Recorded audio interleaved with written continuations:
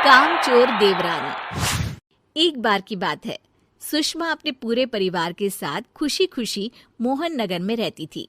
उसकी 2 बहुएं थी, पल्लवी और शिवानी। एक दिन दोनों बहुएं रसोई में काम कर रही होती है कि तभी उनकी सास सुषमा उन्हें बुलाती है। अरे बहू, जरा इधर तो आना। शिवानी, जरा जाकर देखना सासू माँ क्या कह रही हैं। दीदी आप ही देख लो ना जाकर, आपको भी तो सुनाई दे रहा है। अरे मैं आटा गूंद रही हूँ ना, तुम चली जाओ। हाँ तो मैं भी तो सब्जी काट रही हूँ ना दीदी। अरे बहू जल्दी आओ। ओह, ये तो जाएगी नहीं। मैं ही जाकर देखती हूँ कि क्या करना है। पल्लवी सुषमा के कमरे में जाती है। जी मम्मी जी, क्या हुआ? शाम को घर पर कुछ मेहमान आने वाले हैं, तो तुम अच्छा सा खाना बना लेना बहू। ठीक है मम्मी जी, आप बता दीजिए क्या क्या बनाना है और कितने लोग आ रहे हैं। सुनील की मौसी जी और उनका पूरा परिवार आ रहा है। कुल मिलाकर 3 लोग और हमें मिलाकर हुए 9 लोग। तो अभी से ही तैयारी करना शुरू कर दो। और हाँ, घर की सफाई भी कर देना, हाँ अच्छे से। जी मम्मी जी, सब काम हो जाएगा, आप चिंता मत कीजिए। पल्लवी शिवानी को घर में मेहमान आने वाले हैं इसके बारे में बताती है। क्या 9 लोगों का खाना बनाना होगा, घर की सफाई करनी है? बाप रे, सासू माँ ने तो हमें घर की नौकरानी ही समझ कर रखा है। ऐसा नहीं बोलते शिवानी, हम इस घर की बहू हैं और घर के काम करना हमारा फर्ज है। दीदी तो है ही सासू माँ की चमची, जब देखो सासू माँ सासू माँ। मैं तो इतना सारा काम नहीं करने वाली। शिवानी कपड़े लेकर गमला साफ कर रही होती है और चक्कर आने का नाटक करने लगती है। मेरा सर चकरा रहा है। तभी वहां पल्लवी और सासू माँ जाते हैं। अरे बहू, क्या हो गया तुम्हें? मम्मी जी, बहुत तेज सर में दर्द हो रहा है। तुम एक काम करो शिवानी, आराम कर लो।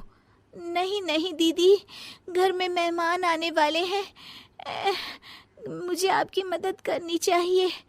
अरे कोई बात नहीं शिवानी, तुम आराम कर लो, मैं सब काम कर लूंगी। ठीक है दीदी, अगर आप इतना कह रही हैं तो आराम कर लेती हूँ। शिवानी आराम से अपने कमरे में मैगजीन पढ़ रही होती है। इसे कहते हैं आराम की जिंदगी। इतना सारा काम। चलो सारा काम खत्म हो गया, शिवानी को देख आती हूँ।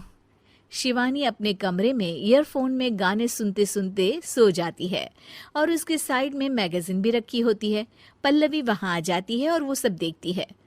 ओहो, तो मतलब सब काम चोरी का बहाना था। अभी बताती हूँ इसको।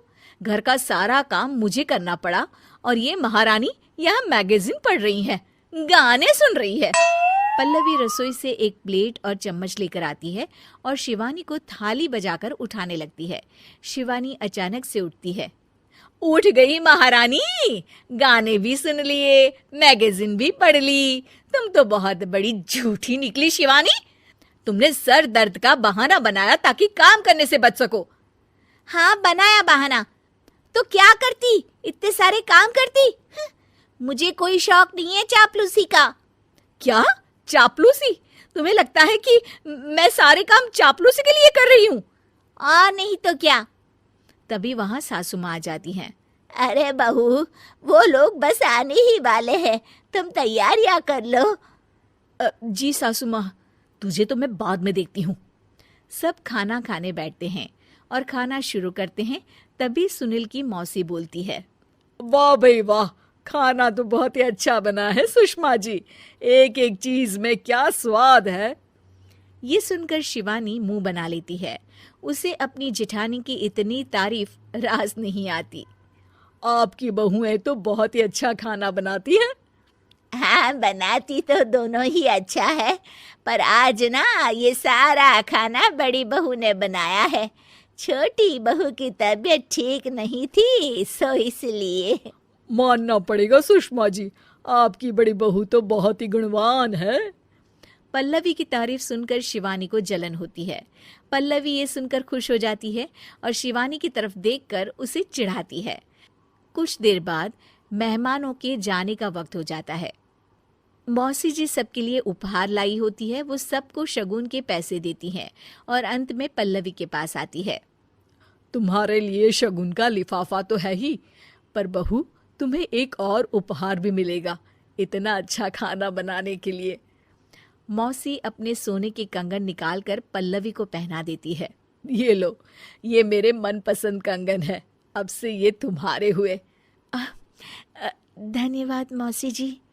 ये देखकर शिवानी तो पूरी तरह से जल जाती है और गुस्से से रसोई में चली जाती है। तभी वहां पल्लवी आ जाती है और उसे अपने कंगन दिखाने लगती है। देवरानी जी, अब आपका सर दर्द ठीक तो है ना? मुझे लगता है कि अब सर दर्द शुरू हो गया होगा आपका।